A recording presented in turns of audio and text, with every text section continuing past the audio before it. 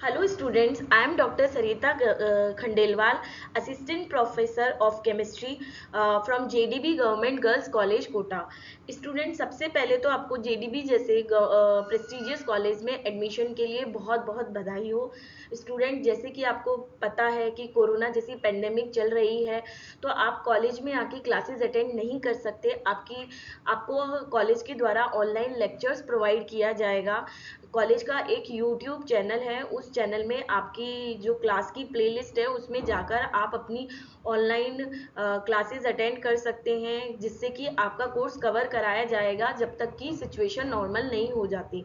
Student chemistry में तीन part हैं जो कि बीएससी में आपके होते हैं: ऑर्गेनिक केमिस्ट्री, फिजिकल केमिस्ट्री और इनऑर्गेनिक केमिस्ट्री। हर किसी केमिस्ट्री में 5 यूनिट होती है। आपको सारे ही लेक्चरर्स द्वारा अलग अलग यूनिट्स पढ़ाई जाएगी और आप सीरियसली इन यूनिट्स को पढ़िए और अपना कोर्स कवर करिए। और जिस तरह से आप क्लासरूम स्टडीज करते हैं, आप ठीक उसी तरह से इसको लीजिए और आप घर बैठे इस फैसिलिटी को, ऑनलाइन क्लासेस की फैसिलिटी को अवेल कर सकते हैं, जिससे आपको आने जाने की कोई दिक्कत भी नहीं होगी। और आपको कोई प्रॉब्लम है तो आपको व्हाट्सएप ग्रुप में भी ऐड किया जाएगा, जहाँ पे आप अपनी प्रॉब्लम, अपनी इश्यूज को रेज कर सकते हैं। तो स्टूडेंट्स, आज से मैं स्टार्ट कर रही हूँ फिजिकल केमिस्ट्री, जो कि बीएससी पार्ट्स फर्स्ट में एक इम्पॉर्टेंट केमिस्ट्री का पार्ट है। फिजिकल केमिस्ट्री की मैं यूनिट सेकंड, जो कि गैसियस स्टेट है, वो स्टार्ट कर रही हूँ। तो स्टार्ट करते हैं गैसियस स्टेट। तो स्टूडेंट, सबसे पहले हम देखते हैं कि गैसेस होती क्या है। स्टूडेंट, जैसा कि आपको पता है कि पदार्थ की तीन मेन अवस्थाओं के हम बारे में बात करते हैं, जो कि है गैस, सॉलिड एंड लिक्विड। इन तीनों ही जो अवस्थाएं हैं उनकी अपनी अपनी एक प्रॉपर्टीज होती हैं, जिसमें सबसे जो कॉमन है वो है गैसेस, क्योंकि जो हमारा एटमॉस्फेयर है वो खुद गैसेस से बना हुआ है। तो गैसेस है, हम उसको देख नहीं सकते हैं, लेकिन हम को हर जगह हम गैसेस से, एटमॉस्फेयर से घिरे हुए हैं, वो भी गैसेस है। जो एयर हम ब्रीथ करते हैं, जो सांस लेते हैं, वो 21% ऑक्सीजन और 78% नाइट्रोजन से मिलकर बनी होती है। हम सांस लेने में ऑक्सीजन यूज करते हैं। तो जो हमारा एटमॉस्फेयर है उसमें 21% ऑक्सीजन है और 78% नाइट्रोजन है। तो स्टूडेंट, सबसे पहले तो आपको बात समझ में आ गई कि हमारे चारों तरफ जो है वो है गैसेस। हाँ, हम गैसेस से बने एटमॉस्फेयर में ही सरवाइव कर रहे हैं। तो ये तो हो गई गैसेस। अब हम नेक्स्ट स्लाइड में देखेंगे कि गैसेस की प्रॉपर्टीज क्या होती है। अब बच्चों, हम सबसे पहले बात करेंगे important characteristic of gases. Actually में गैसेस क्या होते हैं, उनके क्या लक्षण होते हैं, उनके बारे में हम बात करेंगे, जिससे कि हमें गैसेस को समझने में आसानी हो। गैसेस आर हाईली कंप्रेसिबल, संपीड़ित। कंप्रेसिबल मतलब संपीड़ित।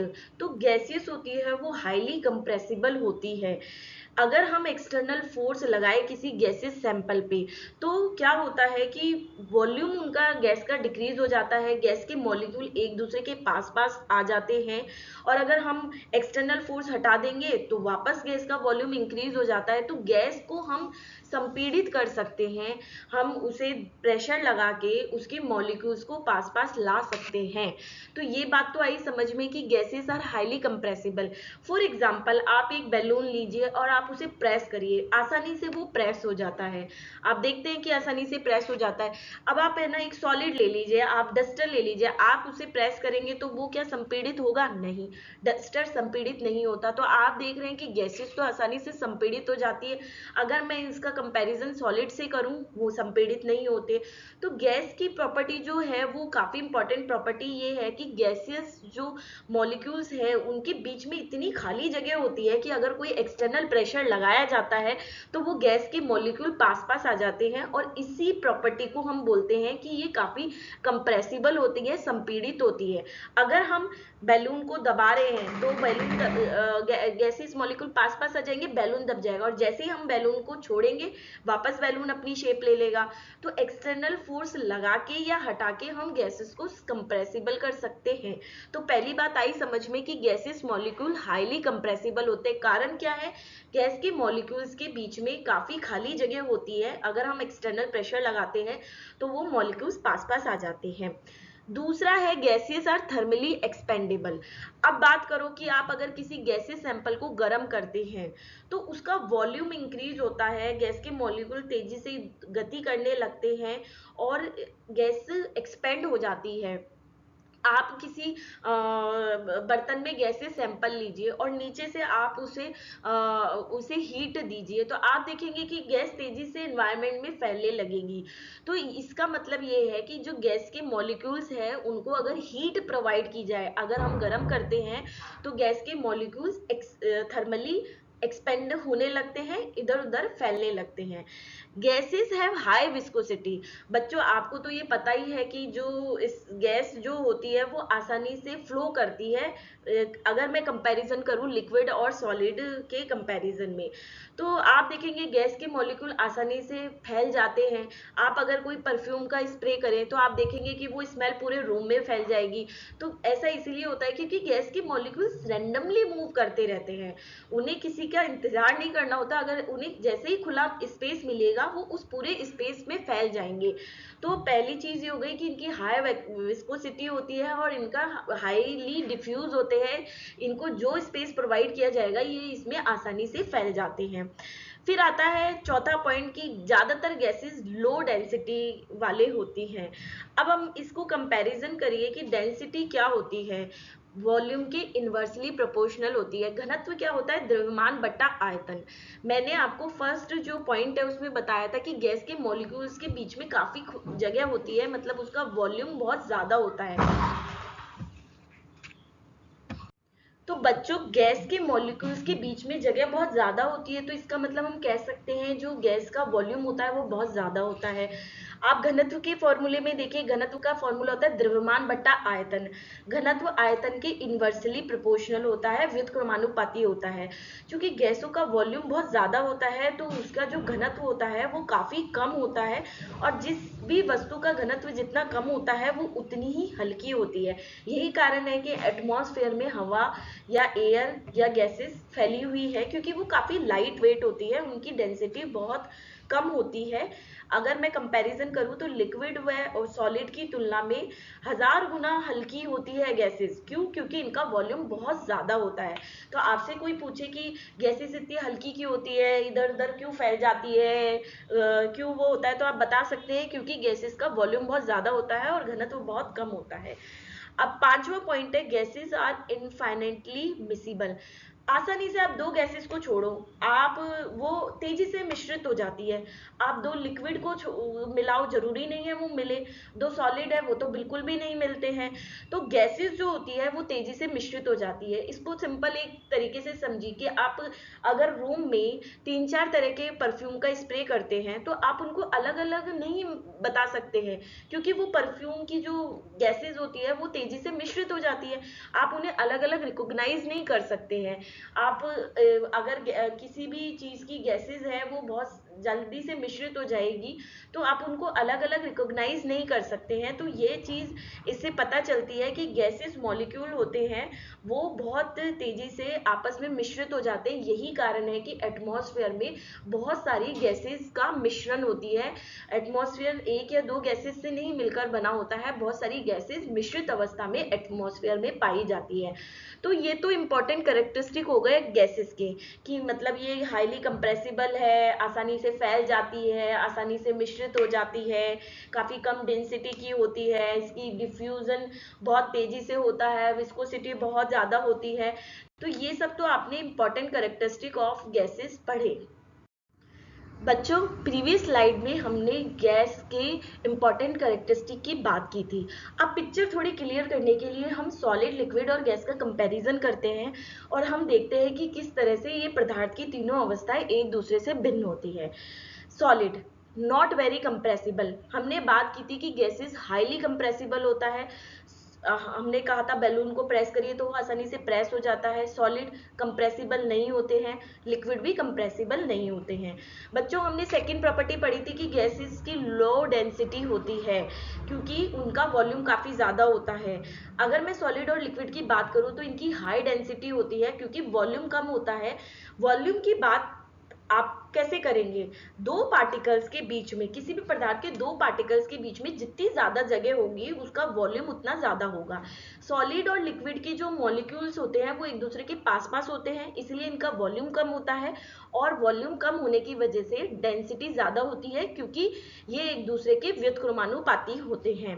अब मैं वॉल्यूम की बात करूं तो जो सॉलिड और लिक्विड का डेफिनेट वॉल्यूम होता है, आप 1 लीटर दूध किसी भी बर्तन में लीजिए वो 1 लीटर दूध ही होगा। सॉलिड का भी वॉल्यूम डेफिनेट होता है, लेकिन जो गैसेस होते हैं उनका वॉल्यूम निश्चित नहीं होता है। आप 1 लीटर गैस को अगर एक कमरे में डाल देंगे तो वो उस पूरे कमरे का वॉल्यूम ले लेगा, अगर एक छोटे से बर्तन में डाल देंगे तो उस बर्तन का वॉल्यूम ले लेगा। तो जो कंटेनर है या जो जगह पे हम गैस को छोड़ रहे हैं ये उसका पूरे का वॉल्यूम कवर कर लेता है। तो गैस का जो वॉल्यूम होता है वो फिक्स नहीं होता है, जिस भी पात्र में गैस को रखा जाता है ये उसका वॉल्यूम ग्रहण कर लेता है। तो ये बहुत बड़ा डिफरेंस है सॉलिड, लिक्विड और गैसेस में। अब शेप की बात करूं मैं, तो जो सॉलिड है उसकी एक फिक्स शेप होती है। अगर किसी की शेप, एक हम पेपर वेट ले ले, उसकी शेप अगर वो गोल है तो वो गोल ही रहेगा, आप उसकी शेप नहीं चेंज कर सकते हैं। लिक्विड की अगर मैं बात करूं तो वो कंटेनर की शेप ले लेगा, अगर आप एक जग में डालेंगे तो जग की शेप ले लेगा, गिलास में डालेंगे तो गिलास की शेप ले लेगा, आप एक प्याले में डालेंगे, बर्तन में डालेंगे, उसकी शेप ले लेगा। ठीक उसी तरह गैस भी कंटेनर की शेप ले लेते हैं। तो ये थर्ड और फोर्थ पॉइंट से समझ में आया, जो गैसेस है ना तो उनकी कोई फिक्स वॉल्यूम होता है ना फिक्स शेप होती है। तो कोई भी आपको पूछे तो आप बता सकते हैं कि फिक्स नहीं होता है। तीसरा, डिफ्यूजन। ये चीज भी मैंने आपको बताई थी कि गैस बहुत तेजी से डिफ्यूज हो जाते हैं, जबकि सॉलिड नहीं डिफ्यूज होते हैं। लिक्विड का भी डिफ्यूजन बहुत कम होता है। तो यही वजह है कि गैस बहुत तेजी से फैल जाती है, कहीं पे भी कोई बैड स्मेल है या गुड स्मेल है हमें तुरंत आ जाती है, क्योंकि गैस तो बहुत तेजी से डिफ्यूज होते हैं। अब एक्सपेंशन ऑन हीटिंग, मैंने थर्मल एक्सपेंडेशन की बात की थी कि तेजी से अगर गैस को गर्म करें तो इसके मॉलिक्यूल तेजी से फैलते हैं, जबकि सॉलिड और लिक्विड के जो मॉलिक्यूल्स हैं उनकी लो एक्सपेंशन होता है, उनको गर्म करेंगे तो उसके मॉलिक्यूल्स फैलेंगे नहीं। फॉर एग्जांपल आप किसी बर्तन को ले लीजिए, सॉलिड होता है बर्तन, आप उसे गर्म करेंगे तो बहुत बहुत कम एक्सपेंशन होगा, वो बहुत कम फैलेगा, लेकिन जो गैस होते हैं वो आसानी से फैल जाते हैं।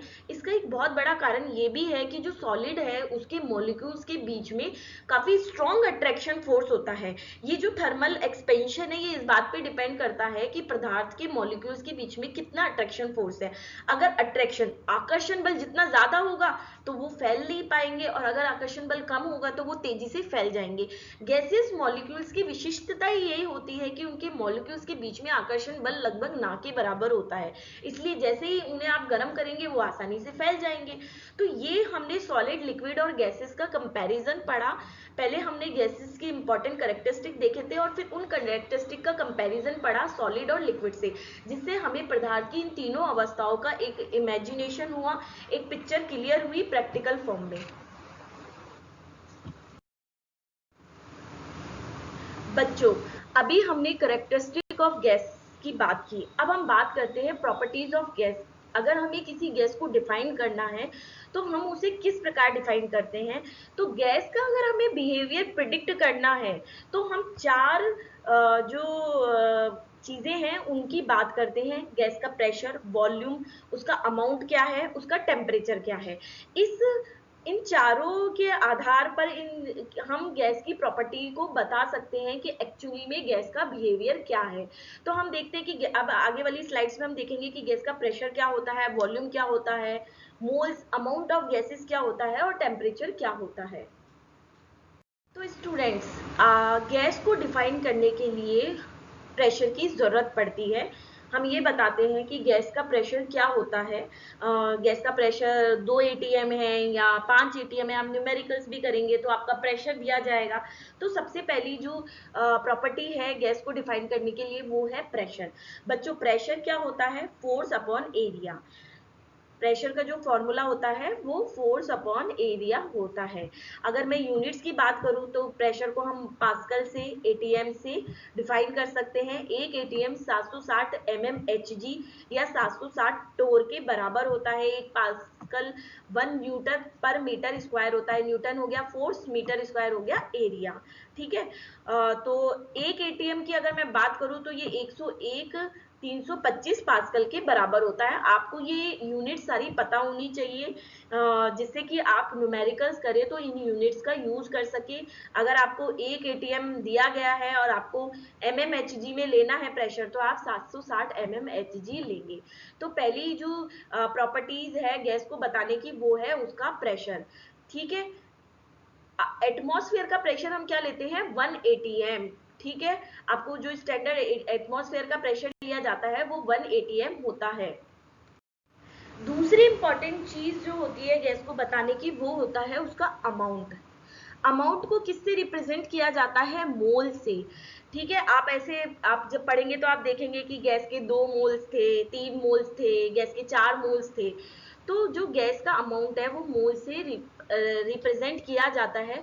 और बच्चों मैं यहाँ बताना चाहूंगी कि अगर किसी गैस के 1 मोल है तो स्टैंडर्ड आप ये मान के चलिए कि उस गैस के 1 मोल में 6.022 इंटू 10⁻23 पार्टिकल्स होंगे।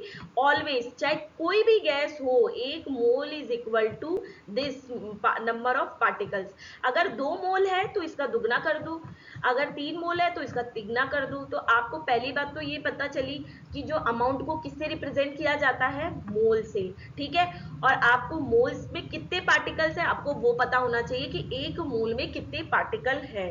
ठीक है, अब ये तो हो गया आपका मोल्स में रिप्रेजेंट किया जाता है। बच्चों मैं यहाँ बताना चाहूंगी कि मोल होते क्या है।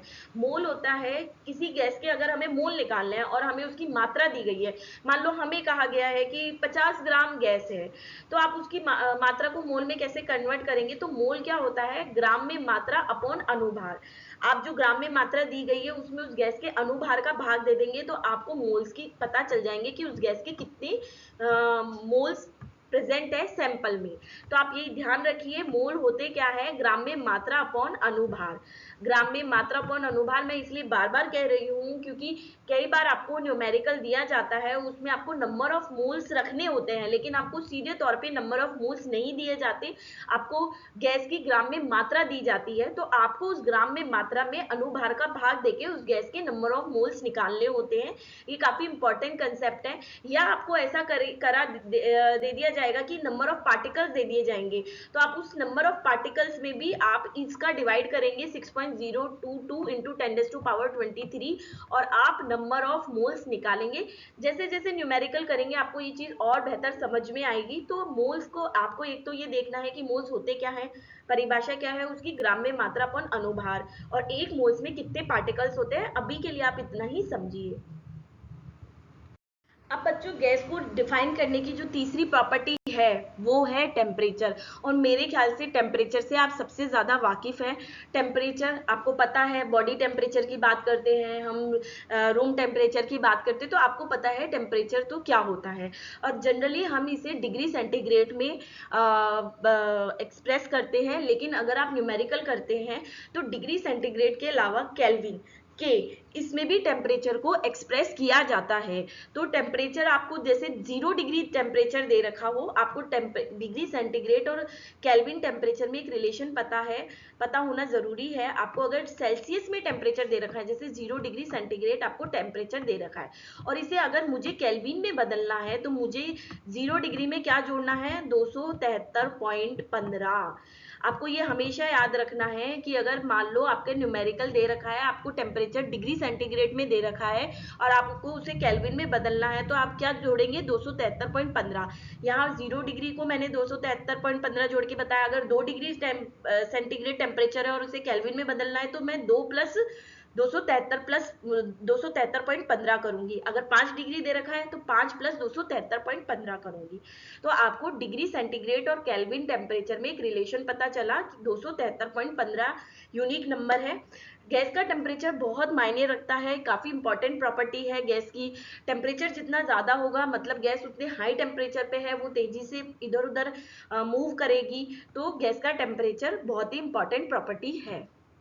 तो बच्चों जो आज का लेक्चर था वो गैस का एक इंट्रोडक्टरी लेक्चर था। उसमें आपने देखा कि गैसेस होती क्या है, फिर आपने इंपॉर्टेंट करेक्टरिस्टिक ऑफ गैसेस देखी, फिर हमने गैस का सॉलिड और लिक्विड से कंपैरिजन करा, फिर हमने प्रॉपर्टीज ऑफ गैसेस देखी कि किसी गैस को हमें एक्सप्रेस करना है तो हमें प्रेशर, टेम्परेचर, उसके अमाउंट, वॉल्यूम इसकी जरूरत पड़ेगी। ठीक है, तो आज के लेक्चर के लिए इतना ही। नेक्स्ट लेक्चर में हम गैसेस लॉ की बात करेंगे।